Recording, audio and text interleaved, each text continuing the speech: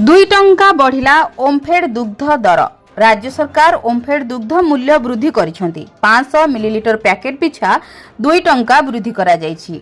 एने ओमफेड पक्षरु बुधवार विज्ञप्ति प्रकाश करा जायछि। प्रकाशित विज्ञप्ति अनुसार टोन पैकेट पिछा 21 टंका थिबा बेले ताहा 23 टंका को वृद्धि करायछि। सेहिपरि प्रीमियर 24 रु 26 टंका, गोल्ड मिल्क पैकेट 24 रु 26 टंका एवं चाय स्पेशल 500 ml रु 23 रु 25 टंका वृद्धि करा जायछि। गोखाद्य, औषध, जाळेणी इत्यादि दर वृद्धि होइथिबारु चासी मानक स्वार्थ को दृष्टि रखी क्षीर दर वृद्धि करा जायथिबा ओमफेड पक्षरु कहा जायछि।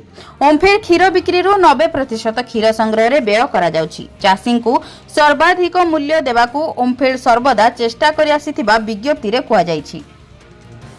ब्यूरो रिपोर्ट, जन अधिकार लाइव।